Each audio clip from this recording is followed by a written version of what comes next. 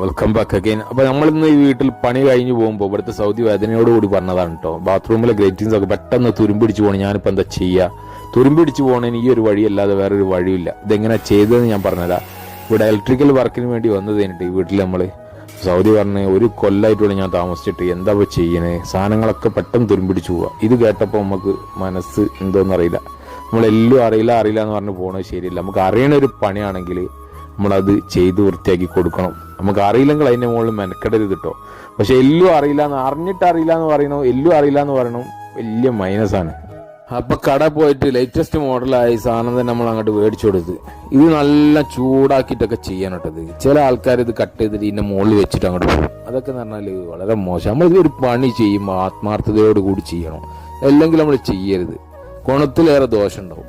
ആ സാധനം നമ്മൾ പല സ്ഥലങ്ങളിലും കാണാറുണ്ട്. ലീക്കായിട്ട് വീട് മുകളിൽ നിന്ന് ലീക്ക് ഇങ്ങനെ വന്നിട്ട് ബാത്റൂമിൽ നിന്ന് ലീക്ക് വന്നിട്ട് ആൾക്കാരിങ്ങനെ വിളിക്കുക എന്താ ചെയ്യാൻ. സംഗതി ചെറിയൊരു വിഷയമായിരിക്കും, അത് ശ്രദ്ധിക്കാത്തത് കൊണ്ട് വലിയ പ്രോബ്ലം ആയിട്ട് മാറാണ്. ആ വീട്ടിലെ പെയിന്റ് കംപ്ലീറ്റ് നശിച്ചു പോവുക.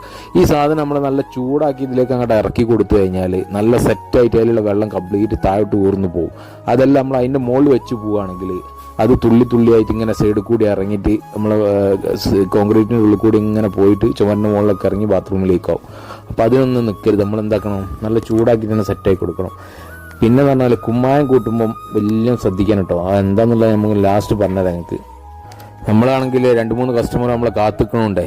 അപ്പം ചടപടാന്ന് പറഞ്ഞ് പോകാനും പോയി അങ്ങനത്തെ ഒരു പണിയാണല്ലോ. അപ്പോൾ കുമ്മായത്തിൻ്റെ മുകളിൽ ശ്രദ്ധിച്ചു കഴിഞ്ഞാൽ തന്നെ നമുക്ക് ഒരുപാട് സമയം ലാഭിക്കുക. അതല്ലെങ്കിൽ ഈ സാധനമായിട്ട് ഇങ്ങനെ നടക്കണം. അതുകൊണ്ട് തുടക്കത്തിൽ തന്നെ നമ്മൾ നല്ല കരുതിയിട്ട് കുറച്ച് പൊടിയിട്ട് ഇങ്ങനെ ബാക്കിയാവണ്ടെന്നുള്ള രീതിയിൽ ഉണ്ടാക്കി പോയത്. പിന്നെന്ന് പറഞ്ഞാൽ ഈ ഒരു അവസരത്തിൽ പറയാതിരിക്കാൻ വയ്യട്ടോ, ഇതിലും നല്ലൊരു അവസരം വേറെ കിട്ടാനുമില്ല.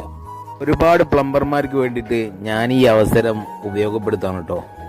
ടൈലിൻ്റെ പണിക്കാരും ബാക്കിയുള്ള പണിക്കാരൊക്കെ ഒന്ന് ശ്രദ്ധിക്കണം. നിങ്ങൾ ഒരിക്കലും ഈ ചതി നമ്മളോട് ചെയ്യരുത്. നമുക്ക് ഒരുപാട് സ്ഥലങ്ങളിൽ അനുഭവം ഉണ്ടായത് കൊണ്ട് പറയുകയാണ്. ചില ആൾക്കാർ മുതലാളിമാരോടുള്ള ദേഷ്യം കൊണ്ട്, അതല്ലെങ്കിൽ പ്ലംബർമാരോടുള്ള ദേഷ്യം കൊണ്ടൊക്കെ ബാക്കിയുള്ള സിമെന്റും ചില ആള് പണ്ടേ അങ്ങനെ തന്നെയാണ്. ഓൽക്ക് എന്താണ്, അവരുടെ കാര്യം മാത്രം നടന്നാൽ മതി, ബാക്കിയുള്ള ഒന്നും ശ്രദ്ധിക്കില്ല.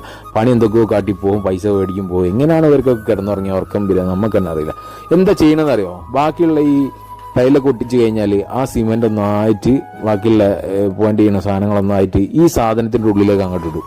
എന്നിട്ട് എന്താക്കും, ബാത്റൂം ചെക്ക് ചെയ്യുന്ന സമയത്ത് ഉദ്ഘാടനത്തിന്റെ അന്നാണ് നമ്മളെന്താക്കുക, ഇതിന്റെ ബ്ലോക്കൊക്കെ ഒഴിവാക്കി കൊടുക്കുന്ന പണിയാണ്. അത് ലേശം ശ്രദ്ധിക്കാതെ ചെയ്യുന്ന ആൾക്കാരാണെങ്കിൽ ഈ വീടുകാരെ സംബന്ധിച്ചിടത്തോളം ഭയങ്കര നഷ്ടങ്ങൾ സംഭവിക്കും. കാരണം ഉപയോഗിച്ചൊരു ബാത്റൂമൊക്കെ വീണ്ടും ബ്ലോക്ക് ഒഴിവാക്കുക എന്ന് പറഞ്ഞാൽ നല്ലൊരു എമൗണ്ടും കൊടുക്കേണ്ടി വരും. അതല്ല